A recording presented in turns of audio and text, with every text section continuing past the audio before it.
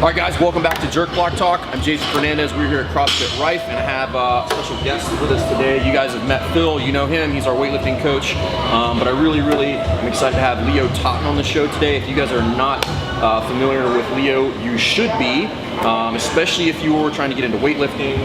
He's been Phil's coach for 10 years. 10 years. Yeah. So, 10-year anniversary. so yeah, we're gonna wrap a little bit about, we're gonna talk a little training camp, maybe a little bit of programming, meet prep, but Leo's chomping at the bit to get back to coaching, so we're gonna leave you guys wanting is how that's gonna work. But for those folks that are not kind of really into the weightlifting scene, can you kind of give them a little bit of your background, because it's extensive as far as like your history, how long you've been doing it, accolades, things of that nature. Well, I could go on and on. I mean, please do. I'm so good. From the time I started competing, I started lifting when I was 12. Yep. I was 83 pounds in 8th grade, so I was 83-pound weakling and started lifting, and it just kind of blossomed from there. Got into a weightlifting competition phase myself and made it to a couple Olympic trials, and after the Olympic as an athlete, and then in 1984 decided to retire before most of you were born, by the way. 84, after that Olympic trials in 1984, I had always been a coach at the high school level, coached wrestling and volleyball and a couple different sports, but weightlifting obviously was always my passion. So after I retired from weightlifting myself as an athlete, really got focused into weightlifting coaching, started weightlifting camps. We've done our annual week-long camp. This past year was our 32nd year. 32nd year of camp. 32nd year.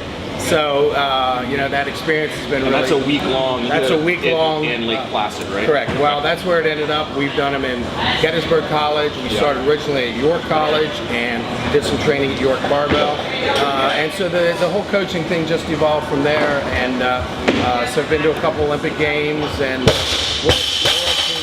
coach and Pan Am coach, and how many times is a world team coach? I think it's 7. Yeah, he forgot basically. Yeah, well, so many times world. And when he says been to Olympic Games, he was on the staff. Yeah, at the Olympics, yeah. You know, the thing that just happened recently, pretty high level stuff. So clearly a good resume, but again, not only Leo and I were talking earlier that.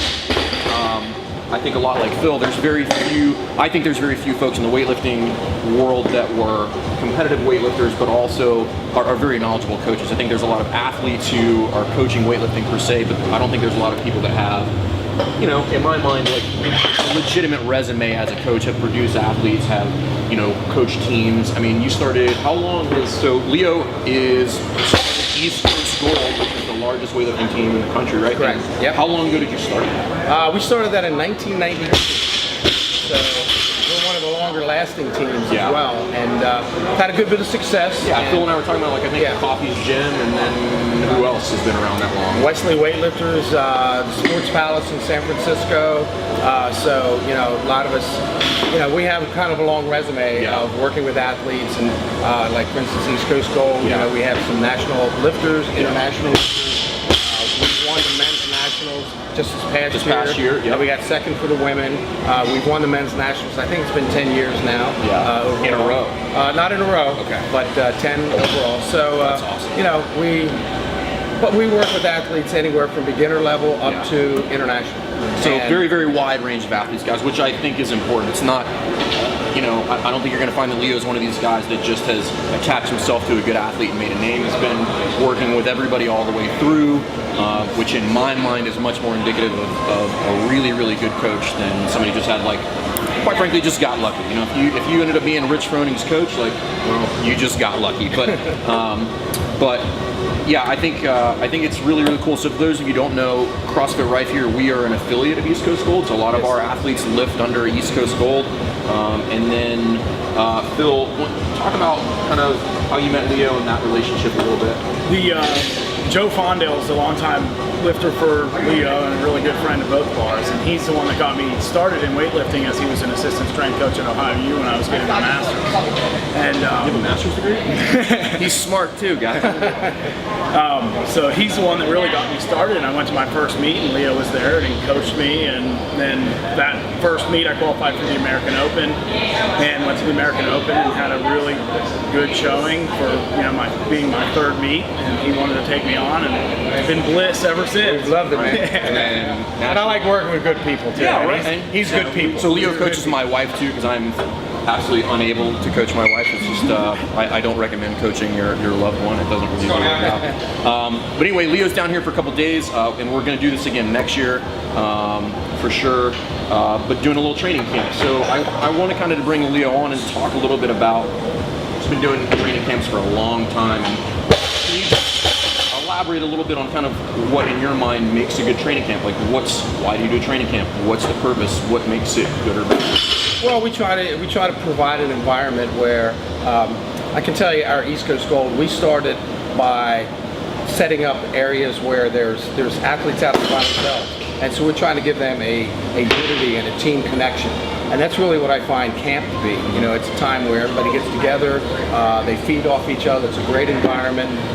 Environment is the key thing there, right? So we have roughly maybe 34 lifters in-house, and that's an entirely different environment than lifting by yourself in the garage. Not to say you can't get good, but there's a little bit of competition there, right? Well, as an example, at this camp here, Justin Devereaux flew in from Oregon. He trains by himself basically.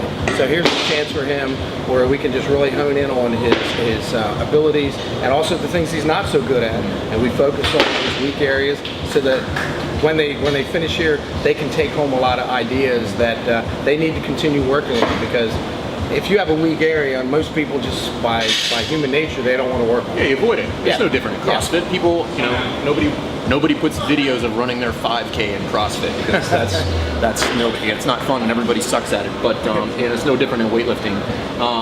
So what's your kind of, you've been to quite a few camps. What do you find to be the most beneficial thing about the camps? Definitely the environment. Just being able to have a training partner, and it also gives you an opportunity to listen and to hear coaching, and I think that goes a long way. Just as a coach, Picking up knowledge. You see somebody making mistakes that you may have not ever encountered, so it's a learning experience as well as a lifting experience. Well, and what we do also, and Phil's a great example of this, I've always had the idea that if I coach 10 athletes, I'm coaching 10 athletes. But if I can coach 10 good coaches to also produce 10 good athletes, then it's just exponentially gotten bigger. We're expanding our sport. We're getting a bigger base of good, talented athletes out there, and it just expands and gets bigger, and that's been very rewarding for me. And I think he kind of talked about, you guys are familiar with kind of the levels of coaching. Leo's talking about level 5 coaching, where you can develop other professionals in your industry, and that way your reach is tenfold, which is kind of the point of this whole show, which is to create good coaches, so therefore they can go out and they can touch more people, you can have better weightlifters, you can produce more quality athletes.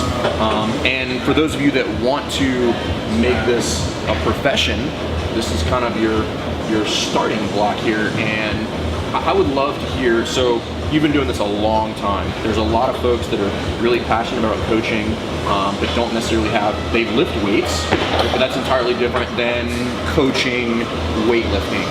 What would you, so if you have people that are, let's say somebody hits us up on this show and they're like, hey, I really want to get into weightlifting, what is kind of their first thing to do? Because my personal beef with this, and you and I talked about this earlier, is there's a lot of people who are seeking out athletes to learn weightlifting, which I don't think there's anything wrong with that, but I think a lot of people are maybe selling themselves short on it. I personally, and I think a lot of you are making mistakes by not seeking out coaches.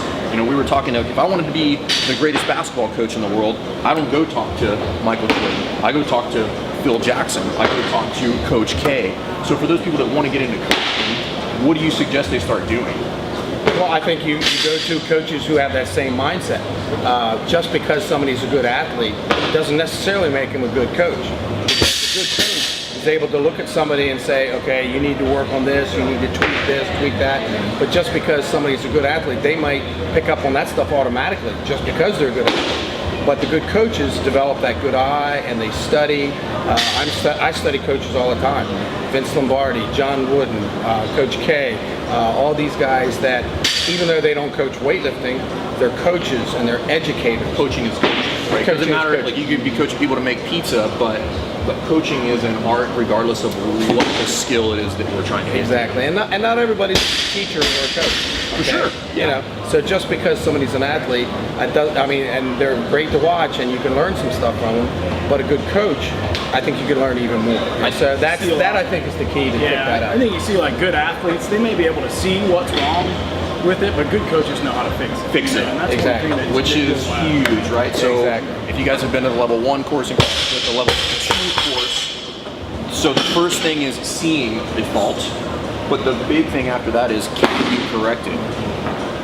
You could argue that seeing it is very important, but if you can't correct it, it doesn't matter if you can see it or not. Like you need to know what's wrong is, get to the root cause of it, and then find a solution and provide that solution, whether it's accessory work or changing foot position because the arms are built, whatever it may be. But I think coaches who have seen a lot more athletes, who have tons and tons of hours watching movement, not necessarily lifting weights, is far more important. I think you guys should be seeking out the Leos of the world. Those guys that have been, the Don McCauley's, Chris Wilkes, Mike Burton, all these guys that have been around for a long time who have been actually coaching athletes. I think those are the guys that you should be seeking out because the knowledge base there is so much bigger if you want to coach. So I think that's where a lot of mistakes are happening there. We were looking at this earlier, so Phil and I did and Phil likes this, guys, because Phil's on the cover of this. So, so you guys have seen the other video that Phil and I did on meat prep, and Leo's been working on something that we'll link it up in the video, Connor. If you can just kind of put it up in the corner up here. It's Totten Training. Yeah, TottenTraining.com. But it's a contest prep guide, right? So. Leo and I were joking earlier because Leo's the good thing is that we both agree in that CrossFit has brought a lot of weightlifters to weightlifting. Absolutely. But a lot of them are just don't really know how to prep themselves for a weightlifting. They don't know what they don't know.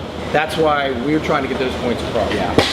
This is we'll link it up. It's a contest prep ebook. Do you want to talk about it a little bit, man? Yeah, basically what it is that I found that, and I think it has a lot to do with the CrossFit community. We go to, like, for instance, the American Open. Last year, I think we had over 900 lifters. A lot of them were CrossFitters, which is awesome. Okay, but the problem is they don't understand in the USAW how to count warm-up attempts, when to start the warm-up, what weights they should take, and these are things that we take for granted because we've been in the sport, but people new coming into the sport, we're trying to educate them to say, hey, this is when you start your warm-up. I've seen it happen a couple of times now where their last heavy warm-up is done, and they still have another 45 minutes till their first attempt is on the platform. Now what do we do? Exactly. So again, it's real basic knowledge, but they don't know they're new. And we want to make sure that we keep these guys in the sport. We don't want them to say, well, that was really cool, but I want to do something else. We want to keep them involved. So if they understand just some of the basics like that, I think that'll help keep all those people, whether they're CrossFit or whatever, coming into it. And it's important knowledge if you want to perform well. And again, if you want to coach, this is a non-negotiable. You can't just bring an athlete to a weightlifting meet and be like, hey, just hit 80% and go out on the. And I know the first time I did a meet with Phil, I was talking about counting cards, and I was like, it was like reading hieroglyphics. I'm like, he's gonna lift later. I don't know, So, this stuff is important, especially because the way weightlifting works. The same thing as you show up in the CrossFit Games, like you train all year. You better know how to get ready for that week, and it's no different than weightlifting meets. You better know how to get ready for those 3 attempts. You need to know how to get yourself primed, how to make sure that you maximize that. And a lot of the stuff is in there. A ton of years of knowledge in there. So go ahead and link it up, guys. But yeah. What we will do, guys, is we will put out some information as we come back around to this. Go ahead and check out the ebook, check out tottentraining.com. And if you guys have questions for Leo about coaching, programming, things of that nature, go ahead and put in the comments, and we'll get them off to Leo, and then you guys can start interacting, because I think these are the guys that you guys should be interacting with, not necessarily the athletes. Pick some of the brains of some of the guys that have been to the Olympics, that have been around a while, that have, you know, that resume of coaching that can get you where you want to be as a coach, because, you know, and I think you would agree with me, what's important is that we get the next generation of coaches. Absolutely. That's what we should. Growing that knowledge base so that you can be the next Loe Totten, and you can have your own weightlifting club, and continue to grow the sport. It's had exponential growth in the past 5 or 6 years. Having 5,000 plus from 5,000, so in USAW. But yeah, super pumped to have you here. I think it's been a good couple days of training. And again, if you guys have any questions, go ahead and put them in the comments. And please subscribe to the YouTube channel and check out Leo's info. And we'll see you next time. Thanks. Thank you.